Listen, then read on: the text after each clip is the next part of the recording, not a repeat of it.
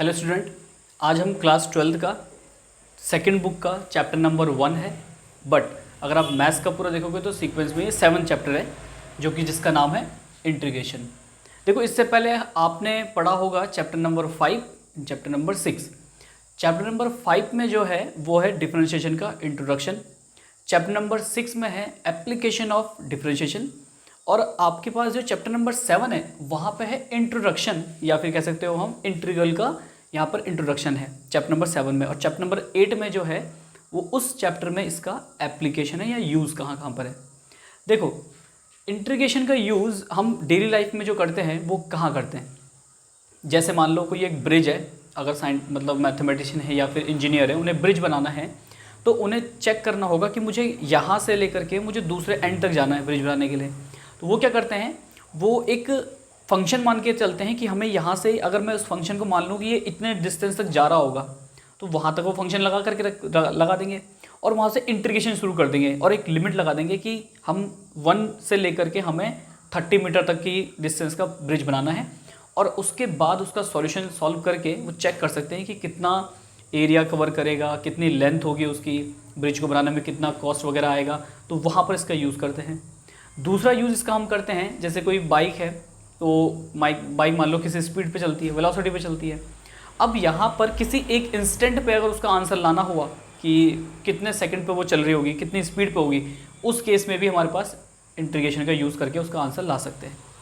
तो हमें इंटीग्रेशन जो होता है, मतलब बेसिक बता दूँ आपको, इंटीग्रेशन जो होता है सिंपल शब्दों में कहें तो वो डिफरेंशिएशन का ही इन्वर्स होता है। मतलब डिफरेंशिएशन का अगर आप रिवर्स करोगे, उसका इन्वर्स करोगे, तो हमारे पास क्या मिल के आता है, इंटीग्रेशन। इंटीग्रेशन भी दो टाइप के होते हैं, एक होता है डेफिनेट इंटीग्रल या डेफिनेट इंटीग्रेशन, एक होता है इनडेफिनेट इंटीग्रेशन। चैप्टर नंबर 7 में ही हम पढ़ेंगे इनडेफिनेट इंटीग्रेशन। मतलब यहाँ पे कोई लिमिट नहीं आएगी, किसी की वैल्यू नहीं पूछेगा कि x की वैल्यू अगर मैं 5 रख दूंगा, x की वैल्यू 7 रखूंगा तो क्या आंसर आएगा। मतलब यहाँ पे आंसर आएंगे आपके वेरिएबल्स में, मतलब x में, y में, z में, t में, जिसमें भी आ सकते हैं। मतलब पर्टिकुलर आंसर नहीं आएगा, जैसे कि 30 आंसर आ रहा हो, 40 आंसर आ रहा हो, वो आएगा डेफिनेट इंटीग्रल में, जो कि चैप्टर नंबर 8 है। तो अगर मैं कहूँ सिंपल शब्दों में कि इंटीग्रेशन क्या है, तो लिखेंगे हम integration is the reverse process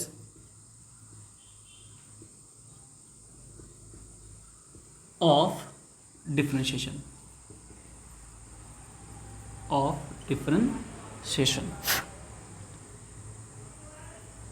differentiation. ठीक है, तो इंटीग्रेशन क्या है, रिवर्स प्रोसेस है डिफरेंशिएशन की। मतलब अगर मेरे पास एक फंक्शन है और इस फंक्शन का मैंने डिफरेंशिएशन कर दिया f डैश x, तो ये वाला पार्ट क्या हुआ, ये वाला पार्ट हो गया डिफरेंशिएशन। और ये वाला पार्ट क्या हुआ, मतलब इस डिफरेंशिएशन का अगर मैं, जो डिफरेंशिएशन आया उसका अगर मैं दोबारा इन्वर्स कर दूंगा तो मेरे पास क्या आएगा, फिर ये लगेगा मेरे पास इंटीग्रेशन। मैं आपको समझाता हूँ एक एग्जांपल लेकर के। लेट सपोज मैंने एक फंक्शन मान लिया, एक फंक्शन ले लिया मैंने f(x), ये है मेरे पास x² + 5। आप मुझे जरा इसका डिफरेंशिएशन बताना, डिफरेंशिएशन क्या होगा। इसमें लिखूंगा अगर मैं differentiation with respect to x, तो ये हो जाएगा f dash x equal to 2x + 0, क्योंकि कांस्टेंट टर्म है और कांस्टेंट टर्म का डिफरेंशिएशन होता है 0। इसका मतलब मेरे पास जो f डैश x आया है वो है 2x। क्या मैं इसको ऐसा लिख सकता हूँ, और दूसरे वर्ड में d/dx of fx, d/dx of fx equal to कितना आ रहा है मेरे पास, 2x। और अब इस d/dx को ये इसके साथ मल्टीप्लाई में ना, इसको मैं इसके अपॉन में ले जाऊंगा, fx equal to 2x upon d/dx, ये हो गया। और 1 अपॉन d/dx ही क्या बन जाता है, इंटीग्रेशन, यानी कि इंटीग्रेशन ऑफ 2x dx मेरे पास क्या आता है, fx, यानी कि ये वाला उसका आंसर हो जाएगा। मतलब अगर इंटीग्रेशन करूंगा मैं 2x dx का तो x² + 5 आएगा। बट एक कॉन्सेप्ट है यहाँ पर, वो चीज़ बताता हूँ मैं, 5 नहीं आएगा। आप इसका आंसर x² ला सकते हो लेकिन 5 नहीं ला सकते, उसका भी लॉजिक बताता हूँ मैं। इसीलिए यहाँ पर हम जो इंटीग्रेशन के फॉर्मूले लिखेंगे, मैं एक फॉर्मूला लिख के बता देता हूँ।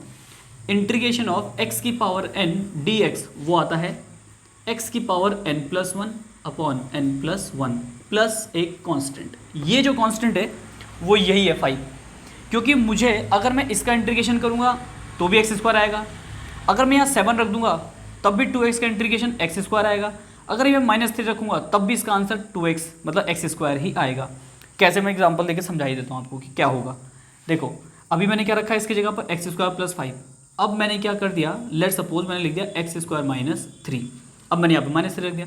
इसका डिफरेंशिएशन करोगे d/dx ऑफ fx कितना आ जाएगा, फिर से 2x, ये d/dx के फॉर्म में जाएगा, fx इक्वल टू क्या आ जाएगा, इंटीग्रेशन ऑफ 2x dx, फिर से 2x dx का आंसर ये वाला आएगा, मतलब ये वाली वैल्यू फिर बदल गई, लेकिन 2x इंटीग्रेशन तो मेरा दोनों केस में 2x है, मतलब 2x का इंटीग्रेशन करने पर और 2x का इंटीग्रेशन करने पर x² + 5 भी आएगा, x² + -3 भी आएगा।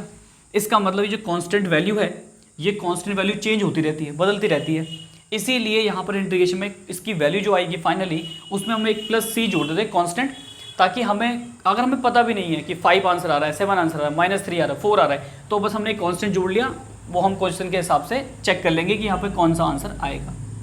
अब हमारे पास कुछ, मैं एक चीज़ लिखता हूँ यहाँ पर, आपको उससे ज़्यादा बेटर क्लियर हो जाएगा। देखो ये वाला समझ में आ गया ना आपको, ये डिफरेंशिएशन हुआ है और ये इसका इन्वर्स हुआ है तो इंटीग्रेशन हो गया है वापस। इसको एक एग्जांपल समझते हैं। देखो मैंने क्या किया, मैंने एक तरफ ले लिया है फंक्शन, कोई फंक्शन ले लिया मैंने, मान लो मैंने लिया है px, ये ले लिया मैंने x² + 5, फिर मैंने ले लिया है qx, ये ले लिया मैंने x² + 2, और यहाँ ले लिया मैंने hx, ये ले लिया मैंने x² - 1 या -5, कुछ भी लेना चाहो। अब मैंने क्या कर दिया, इसका डिफरेंशिएशन कर दिया, ये fx है फंक्शन है, अब मैंने क्या डिफरेंशिएशन किया, तो px का डिफरेंशिएशन हो जाएगा p'(x), ये कितना आएगा 2x, इसका आंसर हो जाएगा q'(x), ये क्या हो जाएगा 2x, और इसका आंसर आ जाएगा h'(x), ये भी आएगा 2x। इसका मतलब हमें यहाँ से एक चीज़ क्लियर हुई कि अगर मैं 2x का इंटीग्रेशन करता हूँ x के रिस्पेक्ट में तो भी आंसर मेरा x² मतलब ये आएगा, दूसरा फिर मैं इंटीग्रेशन करता हूँ इसी के रिस्पेक्ट में तब भी मेरा आंसर ये वाला आएगा, और फिर से 2x का इंटीग्रेशन करता हूँ तब भी मेरा आंसर ये आएगा।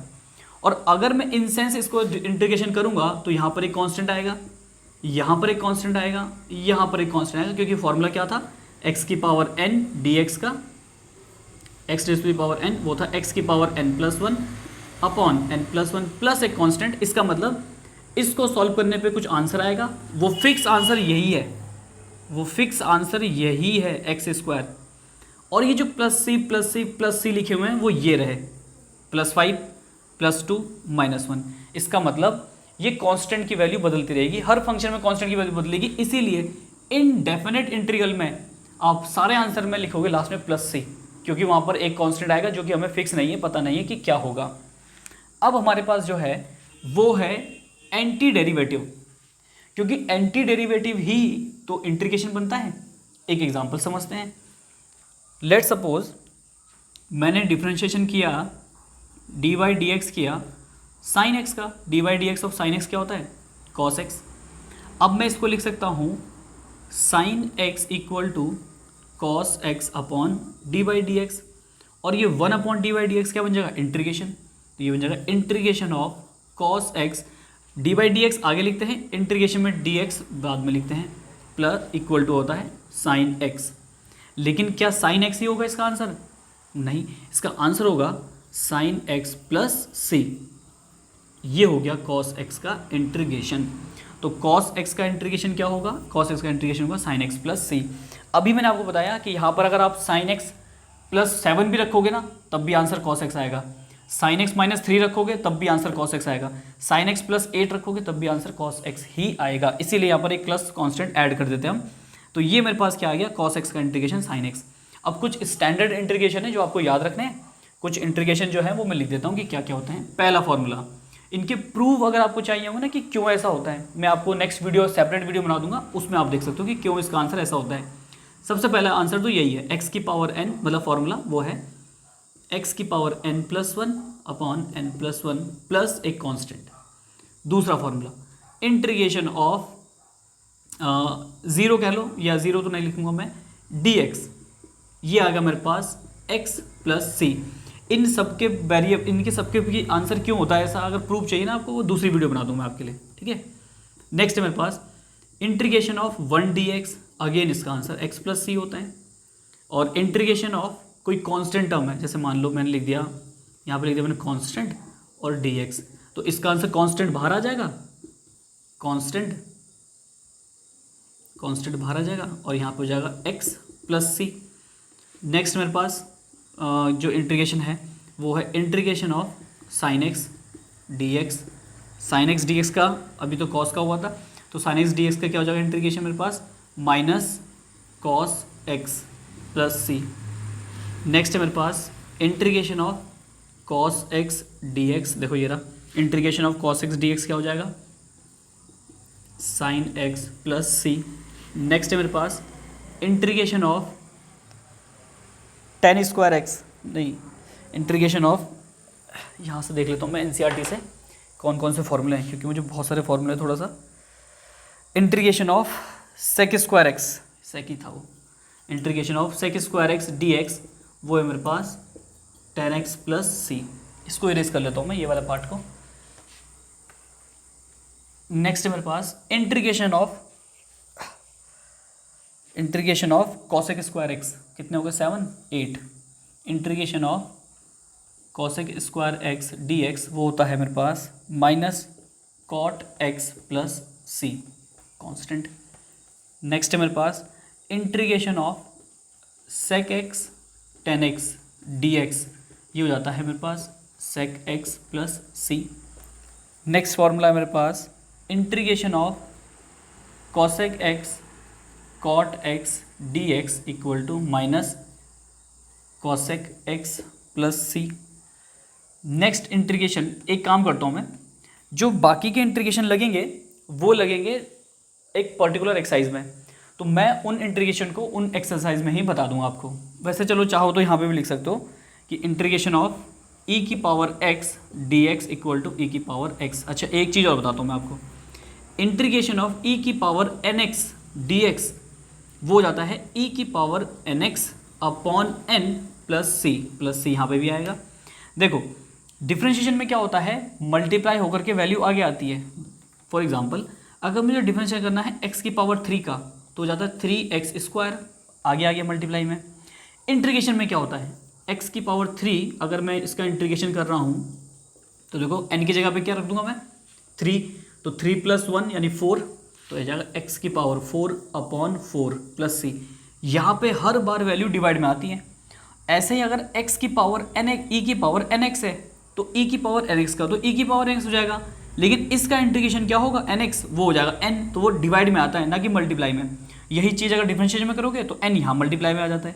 तो ये चीज़ें को आपको ध्यान देना है कि इंटीग्रेशन में सारी वैल्यूज़ जो होती हैं वो सब कांस्टेंट वाली वैल्यूज़ अपॉन में आएंगी। और नेक्स्ट लास्ट है मेरे पास, लास्ट तो नहीं है और भी फॉर्मूले हैं, 1 अपॉन एक्स का इंटीग्रेशन अगर आप करोगे तो वो जाता है log x, ठीक है, log x प्लस सी। तो ये मेरे पास इंटीग्रेशन आ गए हैं।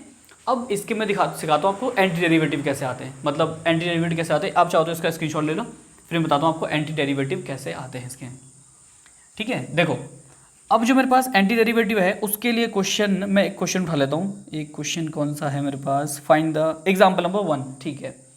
एग्जाम्पल नंबर 1, देखो एग्जाम्पल नंबर 1 में क्या कह रहा है ये, find the anti derivative of the following function, ठीक है, find the anti derivative of the following function. और फंक्शन क्या है मेरे पास, ये एग्जाम्पल नंबर 1 है। और एग्जाम्पल नंबर 1 का पहला ही पार्ट लेता हूँ, वो है cos 2x, और हमें लाना है इसका एंटी डेरिवेटिव हमें फाइंड करना है। और सिंपल वर्ड में कहूँगा तो मुझे इसका इंटीग्रल फाइंड करना है कि इंटीग्रल क्या होगा, क्योंकि एंटी डेरिवेटिव का मतलब, एंटी डेरिवेटिव मतलब जो इन्वर्स में जाएगा वो इंटीग्रेशन ही तो होता है। इसका सबसे अच्छा कॉन्सेप्ट, पहला कॉन्सेप्ट, आप मुझे बताओ कि cos 2x किसका डिफरेंशिएशन करने से आएगा। मतलब अगर मुझे cos 2x लाना है तो मैं किस का डिफरेंशिएशन करूं कि मुझे cos 2x मिले। अगर मैं लेट फंक्शन, मैंने मान लिया कि वो फंक्शन मेरा अगर sin 2x होता, अगर वो फंक्शन मेरा sin 2x होता, तो sin 2x का अगर मैं डिफरेंशिएशन करूंगा, मतलब fx का अगर मैं डिफ्रेंशिएशन करूँगा तो यहाँ क्या हो जाएगा मेरे पास, देखो साइन 2x का क्या हो जाता है कॉस 2x। एक काम करो, इसको ना फंक्शन मैंने लिख तो दिया है, मैं इसको यहाँ लिख ही लेता हूँ ऐसे करके, d/dx ऑफ साइन 2x। तो साइन 2x का क्या होगा कॉस 2x। ये तो अभी मेरे पास क्या हुआ है टर्म का, अभी मैं एंगल का भी करूँगा तो यहाँ पर एंगल का करेंगे तो 2x का 2 हो जाएगा, तो मल्टीप्लाई में 2 आ जाएगा। लेकिन मुझे तो सिर्फ cos 2x चाहिए, cos 2x चाहिए, इसका मतलब मुझे 2 नहीं चाहिए। तो यहाँ पर d/dx 1/2 sine 2x equal to cos 2x। अब देखो cos 2x आ गया और ये वाली वैल्यू आ गई, इसका मतलब अब इस d/dx को इसके अपॉन में ले जाऊँगा तो ये इंटीग्रेशन बन जाएगा। तो इस cos 2x का एंटी डेरिवेटिव जो है वो ये है, तो आप लिखोगे so anti derivative of cos 2x is 1/2 sine 2x। ये हो गया इसका एंटी डेरिवेटिव। एक और एग्जांपल ले लेते हैं। नेक्स्ट एग्जांपल है मेरे पास 3x² plus 3x² plus example number वही है, एग्जांपल 1 का ही सेकंड पार्ट है, 3x² प्लस 4x⁻3। अब मुझे बताओ अगर मैं इसका डिफरेंशिएशन, इसको चाहो तो आप अलग अलग पार्ट मान के कर सकते हो कि मैं इसको एक अलग पार्ट मान लूँ, इसको अलग पार्ट मान लूँ, फिर उसे सॉल्व करूँगा तो आंसर इसका आ जाएगा। अब देखो यहाँ पे क्या है, आप मुझे बताओ कि आप किसका डिफरेंशिएशन करोगे कि मेरे पास 3x² आ जाए। आप कौन सा वो चीज़ लाओगे जिसमें आप जिसका डिफरेंशिएशन करोगे। अगर मैं डिफरेंशिएशन कर दूँ x⁻3 का, तो देखो x⁻3 का डिफरेंशिएशन करूँगा तो 3x² आ जाता है, इसका मतलब ये पूरी वैल्यू आ गई। अब ये वाली वैल्यू कैसे आएगी 4x⁻3। अगर मैं डिफरेंशिएशन कर दूँ x⁻4 का, तो x⁻4 का डिफरेंशिएशन क्या आता है 4x⁻3। तो देखो ये दोनों वैल्यू आ गई, इसका मतलब इसका एंटी डेरिवेटिव क्या है x⁻3, इसका एंटी डेरिवेटिव क्या है x⁻4। दोनों ही सेम है तो मैं लिख लेता हूँ यहाँ पर, यानी कि d/dx of x⁻3 plus x⁻4 अगर मैं करूँगा तो मेरा आंसर क्या आएगा 3x² प्लस 4x⁻3। अब इसको मैं लिखूँगा कि हेयर ऐसे लिखूँगा, सो anti derivative of x⁻2 sorry 3x² plus 4x⁻3 is x⁻3 plus x⁻4। ये हो गए एंटी डेरिवेटिव वाले। अब मैं चलता हूँ डायरेक्ट क्वेश्चंस पे, क्योंकि ये वाले क्वेश्चन तो बहुत ईजी हैं। मैं चलता हूँ एक्सरसाइज 7.1 में, जहाँ पर मैं आपको कराता हूँ 1 by 1 क्वेश्चन, और कुछ क्वेश्चन इसके बहुत ईजी होंगे तो मैं आपको बहुत जल्दी जल्दी बता दूंगा कि उसके आंसर कैसे आएंगे। आप तब तो इसे नोट करो। एक्सरसाइज 7.1 में मिलते हैं हम।